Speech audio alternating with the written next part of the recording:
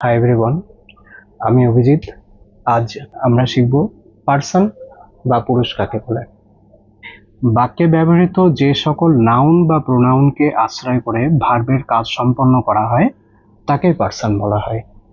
Example হিসাবে বলতে পারি আই অর্থাৎ আমি, উই আমরা, ইউ অর্থাৎ তুমি বা তোমরা, হি মানে সে কোনো পুরুষকে বোঝাবে, শি অর্থাৎ সে কোনো স্ত্রীকে বোঝাবে, ইট অর্থাৎ এটি কোনো নির্জীব বস্তুকে বোঝাবে। এবারে সেকেন্ড কোয়েশ্চেনটি, পার্সন কত প্রকার ও কি কি?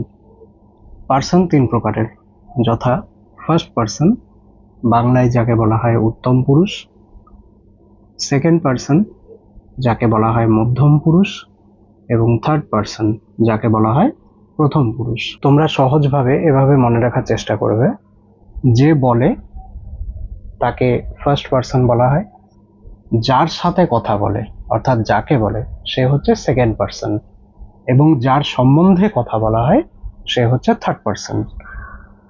সাপোজ একটা এক্সাম্পল দিচ্ছি, এ হলো রাম আর এ হলো রাহুল। রাম এখানে রাহুলের সঙ্গে কথা বলছে, তো রাম যেহেতু কথা বলছে তো রাম হয়ে যাবে ফার্স্ট পার্সন। আর কার সঙ্গে কথা বলছে? রাহুলের সঙ্গে কথা বলছে, অর্থাৎ রাহুল এখানে সেকেন্ড পার্সন।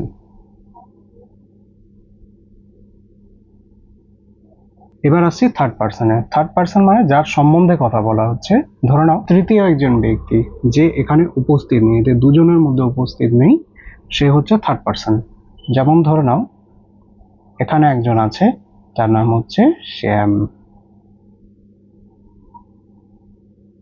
শ্যাম হচ্ছে তৃতীয় ব্যক্তি। রাম রাহুলকে জিজ্ঞেস করছে শ্যাম কোথায়? শ্যাম এখানে এদের মধ্যে উপস্থিত নেই, রাম এবং রাহুলের মধ্যে শ্যাম উপস্থিত নেই, তাই শ্যাম হলো থার্ড পার্সন। যার সম্বন্ধে বলা হবে, যে সেখানে উপস্থিত থাকবে না, সেই হলো থার্ড পার্সন। এবার এই তিন ধরনের পার্সনকে একটি চার্টের মাধ্যমে বুঝে নিই। ফার্স্ট পার্সনের মধ্যে আসবে আই, মি, মাই এবং মাইন। এটি প্লুরাল নাম্বারে হয়ে যাবে we, us, our, ours. Second person যেমন ইউ, ইউ অর্থাৎ তুমি এবং তোমরা, সিঙ্গুলার প্লুরাল দুটোকেই বোঝায়। সো এটা সিঙ্গুলার এবং প্লুরাল ফর্ম দুটোর একই থাকবে, ইউ, ইয়োর, ইয়োর্স। এখানেও একই ফর্ম আসবে, you, your, yours. Third person, third পার্সনের মধ্যে যেমন আসবে he, she, it, bird, animal, এবং প্লুরাল ফর্মে চলে আসবে দে, বার্ডস, অ্যানিমালস, এটসেট্রা। আজকে এটুকুই। নেক্সট ক্লাসে আমাদের আবার দেখা হবে।